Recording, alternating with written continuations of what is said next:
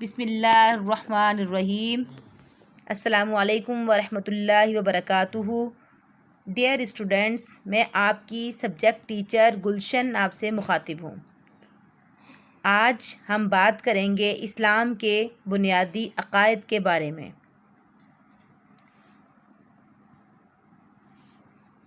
سب سے پہلے ہم دیکھتے ہیں کہ مقاصد تدریس کیا ہیں، کہ آیا ہم یہ کیوں پڑھنا چاہتے ہیں۔ نمبر 1، طلبہ اس قابل ہو سکیں گے کہ اسلام کے بنیادی عقائد کو سمجھ کر ان پر پختہ ایمان اور کامل یقین رکھ سکیں۔ نمبر 2، ذات و صفات باری تعالیٰ کے مفہوم سے آگاہی حاصل کر سکیں۔ نمبر 3، شرک کے مفہوم اور اقسام سے واقف ہو سکیں۔ اور نمبر 4، انسانی زندگی پر عقیدہ توحید کے اثرات پر اظہار خیال کرنے کے اہل ہو سکیں۔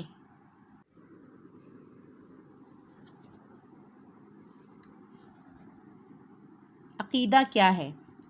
انسان کے پختہ اور اٹل نظریات کو عقائد کہا جاتا ہے، اور اس کا ہر کام انہی نظریات کا عکس ہوتا ہے۔ عقیدے کی مثال ایک بیج جیسی ہے، اور عمل اس بیج سے اگنے والا پودا۔ یہ ظاہر ہے پودے میں وہی خصوصیات ہوں گی جو بیج میں پوشیدہ ہیں۔ یہی وجہ ہے کہ اللہ کے تمام پیغمبروں نے اپنی تبلیغ کا آغاز عقائد کی اصلاح سے کیا۔ رحمت للعالمین حضرت محمد صلی اللہ علیہ وسلم نے بھی سب سے پہلے عقائد کی اصلاح پر زور دیا۔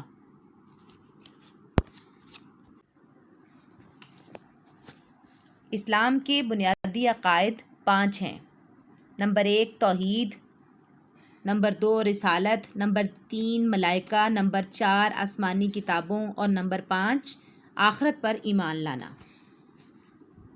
اللہ تعالیٰ کا فرمان ہے وَلَٰكِنَّ الْبِرَّ مَنْ آمَنَ بِاللَّهِ وَالْيَوْمِ الْآخِرِ وَالْمَلَائِكَةِ وَالْكِتَابِ وَالنَّبِيِّينَ۔ سورۃ البقرہ آیت نمبر 177۔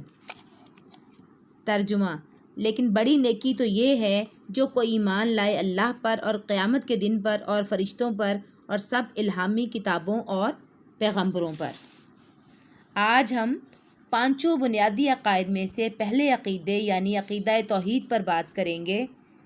عقیدہ توحید کا مفہوم سمجھتے ہوئے عقیدہ توحید کی اقسام پر تفصیلی بات کریں گے اور وجود باری تعالیٰ کے اثبات میں قرآنی دلائل بیان کریں گے۔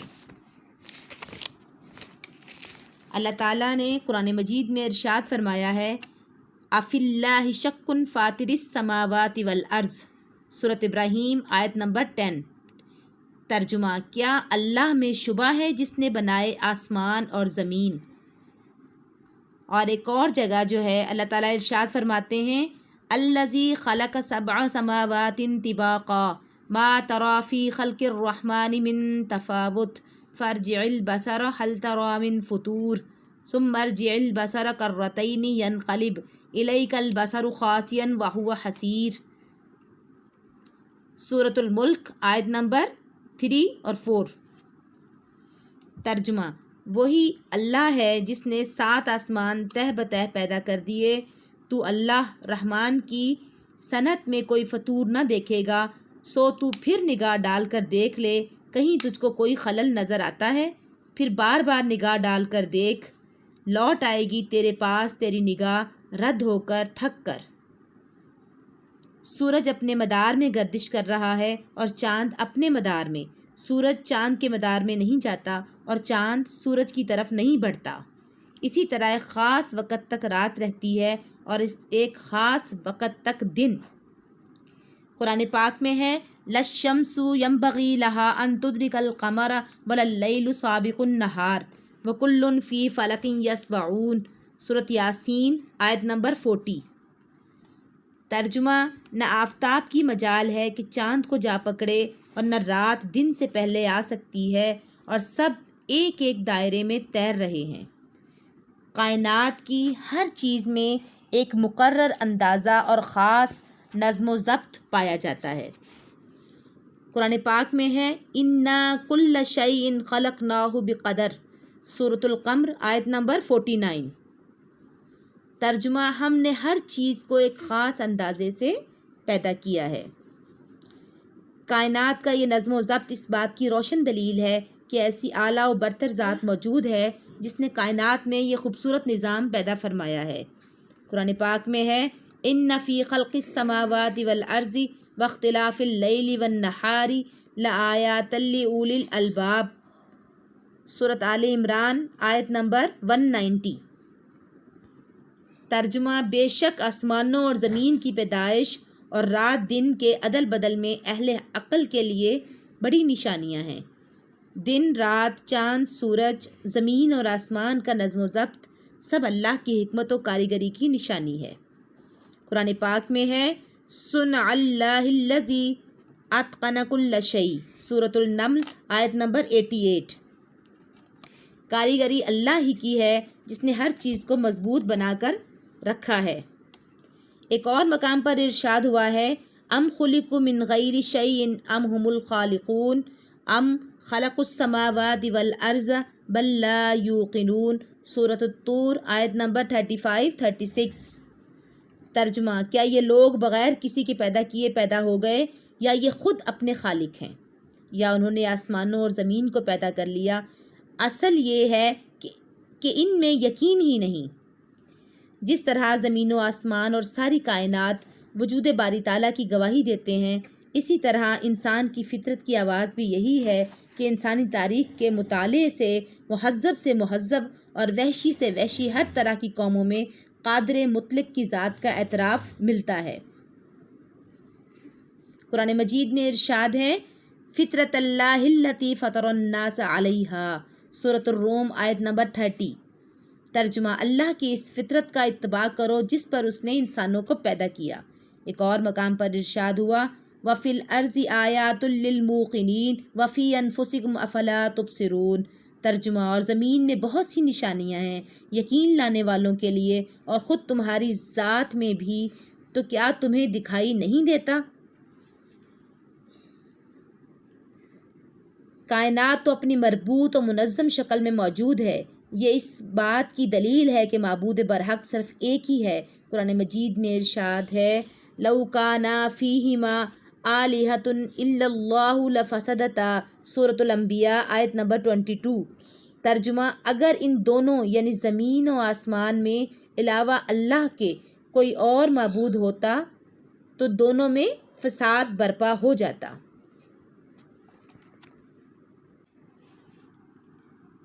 عقیدہ توحید کا مفہوم۔ توحید کے لغوی معنی ہے ایک ماننا، یکتا جاننا۔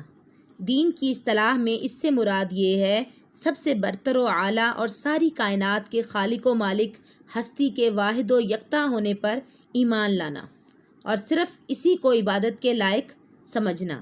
حضرت آدم علیہ السلام سے لے کر ختم المرسلین حضرت محمد صلی اللہ علیہ وآلہ وسلم تک جتنے بھی پیغمبر تشریف لائے، سب نے لوگوں کو توحید کی تبلیغ کی اور انہیں بتایا کہ کائنات کی تمام اشیاء اللہ ہی کی مخلوق ہیں اور سب اسی کے بندے ہیں، اس لیے صرف اللہ ہی کی عبادت کرنی چاہیے اور اسی کا حکم ماننا چاہیے۔ توحید کی اقسام۔ توحید کی 3 اقسام ہیں: ذات میں یکتائی، صفات میں یکتائی اور صفات کے تقاضوں میں یکتائی۔ ذات میں یکتائی سے مراد ہے اللہ کی ذات اور حقیقت میں کوئی حصے دار نہیں، نہ اس کے والدین ہیں اور نہ ہی اس کی کوئی اولاد ہے۔ ذات میں یکتائی کی قرآنی دلیل سورۃ اخلاص ہے۔ سورۃ اخلاص میں اللہ تعالیٰ فرماتے ہیں قُلْ هُوَ اللَّهُ أَحَدٌ اللَّهُ الصَّمَدُ لَمْ يَلِدْ وَلَمْ يُولَدْ وَلَمْ يَكُنْ لَهُ كُفُوًا أَحَدٌ۔ ترجمہ: آپ کہہ دیجئے کہ وہ اللہ ایک ہے، اللہ بے نیاز ہے، نہ اس کی کوئی اولاد ہے اور نہ وہ کسی کی اولاد ہے اور نہ کوئی اس کے برابر کا ہے۔ اور دوسری قسم ہے صفات میں یکتائی۔ اللہ کی صفات کاملہ ہیں اور اس میں کوئی شریک نہیں۔ اللہ تعالیٰ اپنے علم، قدرت اور ارادہ، سمع و بصر، غرض کے ہر صفت میں یکتا و بے مثل ہے۔ صفات کاملہ کو صرف ذات ربانی کا حصہ ماننا، یہ صفات میں یکتائی کہلاتا ہے۔ اور صفات کے تقاضوں میں یکتائی سے مراد ہے خالق، رازق اور مالک وہی ذات ہے، سب اس کے محتاج ہیں۔ صفات الہی کا تقاضا ہے کہ عبادت و بندگی صرف اسی ذات کی ہو، کسی اور کے آگے سر نہ جھکایا جائے اور نہ ہی کسی اور کی عبادت کی جائے۔ اب ہم بات کرتے ہیں شرک کے بارے میں کہ شرک کیا ہے۔ عقیدہ توحید انسان کا سب سے پہلا عقیدہ ہے۔ شرک اور اس کی تمام اقسام بعد کی پیداوار ہیں۔ دنیا کا پہلا انسان عقیدہ توحید ہی کا قائل تھا۔ پہلے انسان حضرت آدم علیہ السلام تھے جو اللہ تعالیٰ کے پہلے نبی تھے۔ آپ نے اپنی اولاد کو بھی اس عقیدے کی تعلیم دی، مگر جیسے جیسے انسانی آبادی میں اضافہ ہوتا گیا اور لوگ ادھر ادھر بکھرنے لگے تو آہستہ آہستہ لوگوں نے سچی تعلیمات کو بھلا دیا اور گمراہی کا شکار ہو گئے، اور ایک اللہ بزرگ و برتر کے بجائے کئی خدا ماننے لگے اور اللہ تعالیٰ کے ساتھ انہیں بھی معبود بنا لیا۔ ان لوگوں نے جس چیز کو ہیبت ناک دیکھا اس سے ایسے خوفزدہ ہوئے کہ اسے دیوتا سمجھ لیا اور اس کی پوجا پاٹ شروع کر دی۔ اس طرح انہوں نے آگ کا دیوتا، سمندر کا دیوتا، آندھیوں وغیرہ کے دیوتا گھڑ لیے، اور اسی سے جو ہے شرک کی ابتدا ہوئی۔ اللہ تعالیٰ کا فرمان ہے ان الشرک لظلم عظیم، سورہ لقمان آیت نمبر 13۔ ترجمہ بے شک شرک بڑا بھاری ظلم ہے۔ اور ایک دوسری جگہ ارشاد ہے ان اللہ لا یغفر ان یشرک بہ ویغفر ما دون ذلک لمن یشاء۔ ترجمہ اللہ تعالیٰ یہ بات معاف نہیں کرتا کہ اس کے ساتھ کسی کو شریک بنایا جائے، لیکن اس کے علاوہ جس کو بھی چاہے گا بخش دے گا۔ شرک کے لغوی معنی حصہ داری اور ساجھے پن کے ہیں۔ دین کی اصطلاح میں شرک کا مفہوم یہ ہے کہ اللہ تعالیٰ کی ذات، صفات یا صفات کے تقاضوں میں کسی اور کو حصہ دار اور ساجھی ماننا۔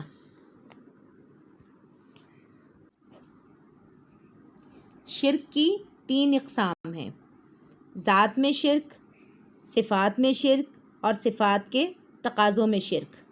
ذات میں شرک سے مراد ہے اللہ کی ذات اور حقیقت میں کسی کو شریک ٹھہرانا، کسی کو اس کی اولاد یا والدین گرداننا۔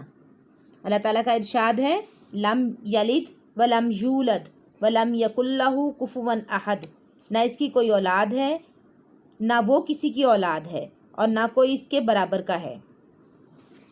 صفات میں شرک۔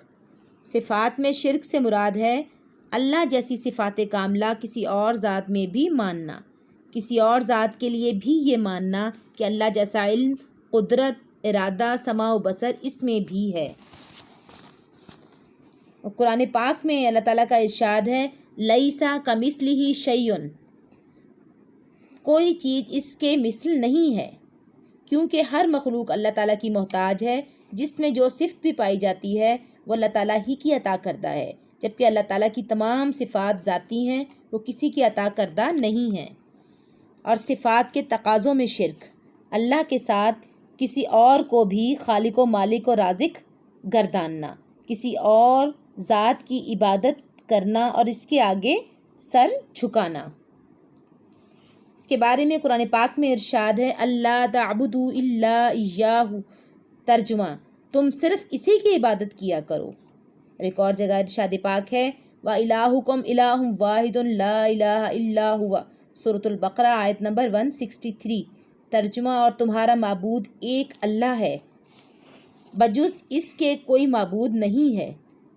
اور قرآن پاک میں ارشاد باری تعالیٰ ہے وَمَن لَّمْ يَحْكُم بِمَا أَنزَلَ اللَّهُ فَأُولَٰئِكَ هُمُ الْكَافِرُونَ، سورۃ المائدہ آیت نمبر 44۔ ترجمہ جو کوئی اللہ کے نازل کیے ہوئے احکام کے مطابق فیصلہ نہ کرے تو یہی لوگ کافر ہیں۔ اور سورۃ یوسف میں اللہ تعالیٰ فرماتے ہیں ان الحکم الا للہ، ترجمہ حکم صرف اللہ کے لیے ہے۔ ہمیں اس بات کا بخوبی خیال رکھنا چاہیے کہ شرک صرف یہی نہیں کہ پتھر یا لکڑی کے بت بنا کر ان کی پوجا پاٹ کی جائے، بلکہ یہ بھی شرک ہے کہ ہر چھوٹی بڑی حاجت کو پورا کرنے کے لیے اللہ تعالیٰ کے سوا کسی اور سے لو لگائی جائے۔ ہر مشکل میں اللہ تعالیٰ ہی کو قادر مطلق اور مسبب الاسباب سمجھ کر اسی کے فضل و کرم سے اپنی مجبوریوں کا حل تلاش کرنا چاہیے۔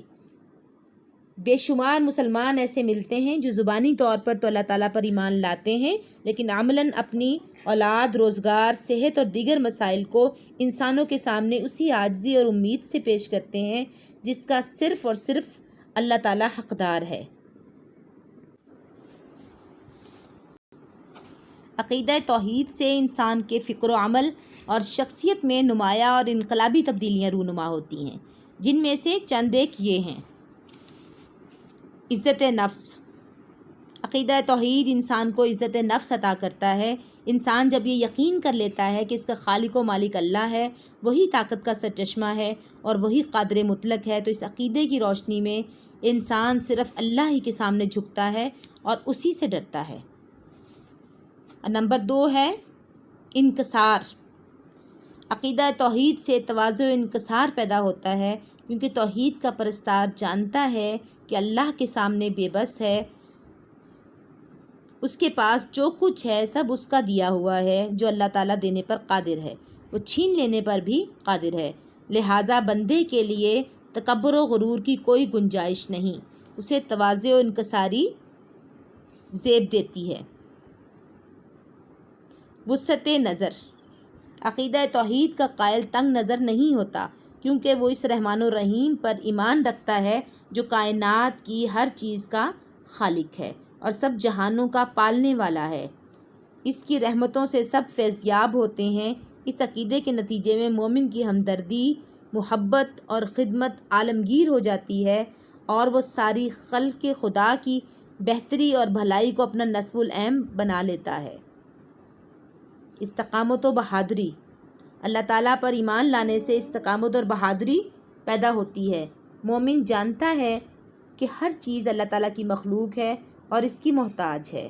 اللہ تعالیٰ ہی کو سب پر قدرت حاصل ہے، لہٰذا اس کے سامنے جھکنا چاہیے اور اسی سے ڈرنا چاہیے۔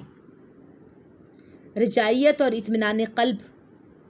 عقیدہ توحید کا ماننے والا مایوس اور نا امید نہیں ہوتا، وہ ہر وقت اللہ تعالیٰ کی رحمت پر آس لگائے رکھتا ہے، کیونکہ وہ جانتا ہے کہ اللہ تعالیٰ اس کی شہرگ سے بھی زیادہ قریب ہے۔ وہ بڑا رحیم و کریم ہے، وہ تمام خزانوں کا مالک ہے اور اس کا فضل و کرم بے حد و حساب ہے۔ پرہیزگاری۔ عقیدہ توحید سے انسان کے دل میں پرہیزگاری پیدا ہوتی ہے، کیونکہ ہر مومن کا ایمان ہے کہ اللہ تعالیٰ تمام ظاہر اور پوشیدہ باتوں کو جانتا ہے۔ اگر بندہ پوشیدگی میں کوئی جرم کر لے تو ممکن ہے کہ لوگوں کی نگاہوں سے چھپ جائے، مگر اپنے اللہ کی نظر سے نہیں چھپ سکتا، کیونکہ وہ تو دلوں کے ارادوں کو بھی جانتا ہے۔ یہ ایمان انسان میں یہ جذبہ پیدا کرتا ہے کہ وہ خلوت و جلوت میں کہیں بھی گناہ کا ارتکاب نہ کرے۔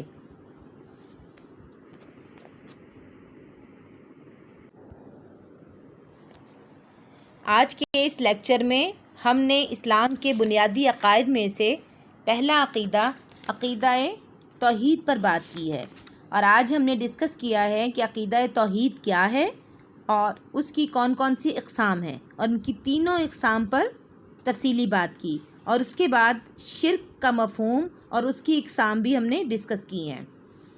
آپ کو اس تمام لیکچر میں سے کوئی بات سمجھ میں نہ آئی ہو تو آپ پوچھ سکتی ہیں، یہ پوچھ سکتے ہیں۔ اور نیکسٹ لیکچر میں ہم بات کریں گے اسلام کے عقائد میں سے نمبر 2 رسالت پر۔ فی امان اللہ۔